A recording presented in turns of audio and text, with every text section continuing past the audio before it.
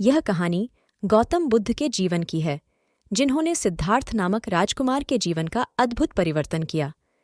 सिद्धार्थ ने समय के साथ जीवन के दुख और मृत्यु के साथ परिचय किया और इसने उन्हें जीवन के आध्यात्मिक पहलू की ओर ले जाने का प्रेरणा दिया।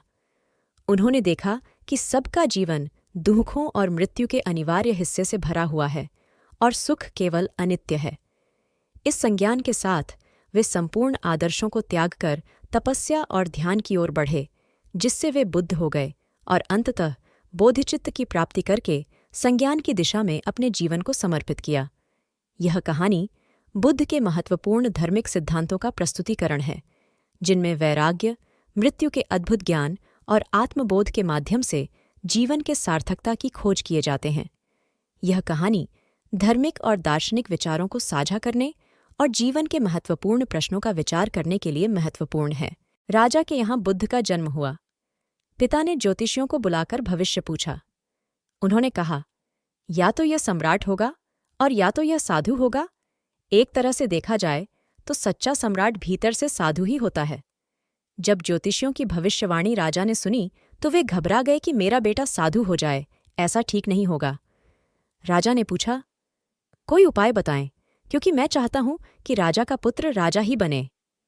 ज्योतिषियों ने कहा कि इसका लालन पालन व पूरा जीवन बड़ी सावधानी में बिताना होगा। अर्थात आपका पुत्र सिद्धार्थ कभी किसी बूढ़े व्यक्ति को न देखे, कभी किसी बीमार व्यक्ति को न देखे और कभी किसी मरे हुए व्यक्ति को न देखे। जब तक ऐसा होगा तब तक वे राजा ही बने रहेंगे। अगर ऐसा नहीं हुआ तो वे साधु बन जाएंगे। राजा शुद्धोधन ने अपने पुत्र सिद्धार्थ के लिए बढ़िया से बढ़िया, बड़े बड़े महल, अच्छे से अच्छा भोजन, दास दासियां और खाने पीने के सामान आदि वस्तुओं के ढेर लगा दिए। पिता ने पुत्र को सुख सुविधाओं में इतना उलझा दिया कि उसे बाहर का संसार याद ही नहीं आया। शुद्धोधन ने समझ लिया कि अब इतने सुखों के आगे साधु बनने का प्रश्न ही उपस्थित नहीं होता। वे निश्चित हो गए। राजा शुद्धोधन ने बिल्कुल पक्की व्यवस्था कर रखी थी कि उनका पुत्र सिद्धार्थ जीवन में कभी भी वृद्ध, बीमार और मृतक व्यक्ति को देख न सके, क्योंकि वे अपने पुत्र को खोना नहीं चाहते थे। सिद्धार्थ का जीवन ऐश्वर्य और सुख सुविधाओं में बीत रहा था।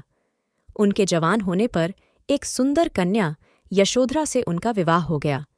विवाह हो जाने पर शुद्धोधन की आधी चिंता मिट गई। अब तो शादी हो गई, अब कहाँ जाएगा? अब तो मेरा पुत्र बंधन में बंध गया है। अब उसके कहीं जाने का सवाल ही नहीं उठता। 1 वर्ष बाद बेटे का भी जन्म हो गया। उसका नाम राहुल रखा गया। अब राजा शुद्धोधन को बिल्कुल पक्का विश्वास हो गया कि अब यह कहीं नहीं जा सकता। एक दिन सिद्धार्थ ने कहा कि पिताजी, आज तक मैंने कभी अपनी राजधानी नहीं देखी। आपकी आज्ञा हो तो आज देख आऊं। राजा ने कहा, हाँ हाँ, अवश्य जाओ, अपना शहर देखकर आओ। एक सारथी को भी साथ में भेजा गया कि जाओ राजकुमार को राजधानी घुमा फिरा कर लाओ। फिर भी राजा ने चाक चौबंद इंतजाम कर रखा था कि कहीं चूक न हो जाए। सिद्धार्थ के लिए राजधानी के प्रमुख मार्ग खूब सजाए गए थे, पर घूमते घूमते सिद्धार्थ ने थोड़ा उल्टा मार्ग ले लिया। वे उस मार्ग से गुजरने लगे जहां पर तैयारी नहीं थी, और आज उनको बहुत आश्चर्य हुआ जब पहली बार उन्होंने एक बूढ़े आदमी को देखा, कमर झुकी हुई, पूरी चमड़ी में झुर्रियां पड़ी थीं। वह परेशानी और दुख से बेहाल था। उसकी चाल बहुत धीमी थी।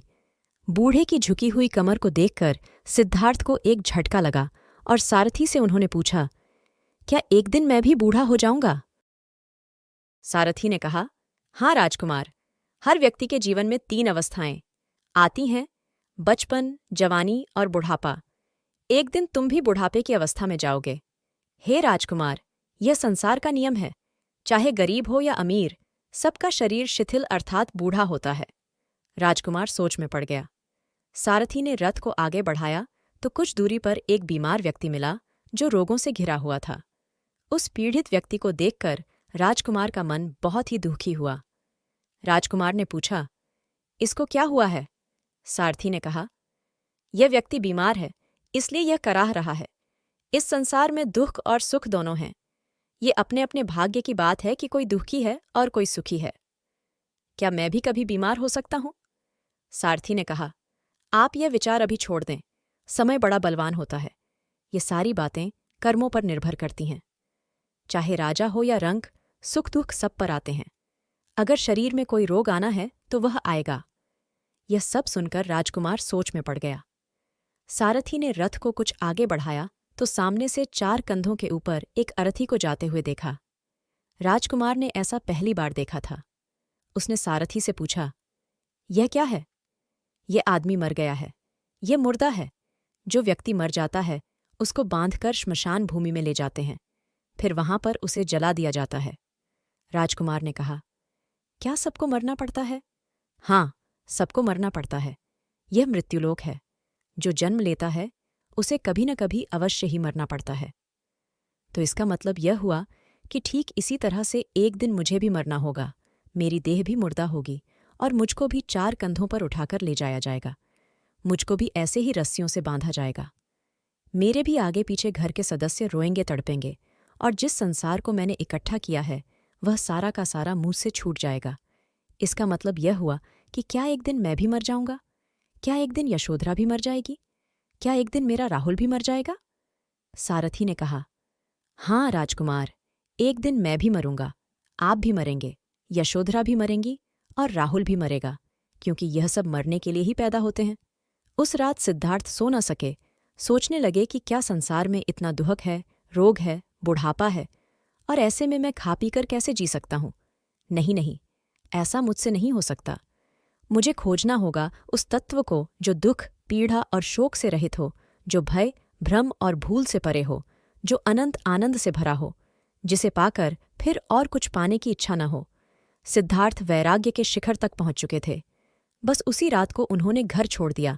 सारथी से कहा कि नगर की सीमा से दूर ले चलो।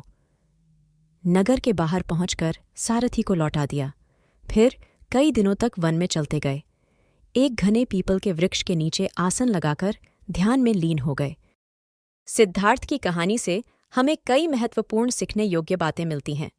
पहली बात, जीवन की अनित्यता है, जिसमें सुख और दुख समय के साथ बदलते रहते हैं। इससे हमें संतोष और शांति की महत्वपूर्णता समझने को मिलती है। दूसरी बात, पीड़ा की प्रकृति को समझना हमारे लिए महत्वपूर्ण है। सिद्धार्थ के अनुभव से हम यह सीखते हैं कि पीड़ा जीवन का हिस्सा है और हमें उसका सामना करना है। तीसरी बात, बोधि प्राप्ति का मार्ग और स्वयं के आंतरिक विकास की महत्वपूर्णता है। इसके बिना वास्तविक खुशी और मुक्ति प्राप्त नहीं की जा सकती है।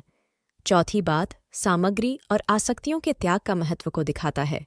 यह हमें सामग्री की आसक्ति से दूर जाकर एक सार्थक और स्वतंत्र जीवन की ओर प्रोत्साहित करता है।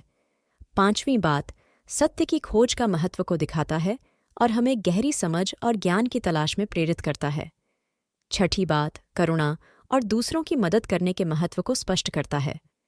सातवीं बात, मध्यम मार्ग की महत्वपूर्णता को बताता है, जो हमारे जीवन में संतुलन की महत्वपूर्णता को समझाता है। यह सुझाव देता है कि जीवन में मध्यम और सतर्क दृष्टिकोण से हमारे जीवन को हार्मोनियस और फुलफिलिंग बना सकता है।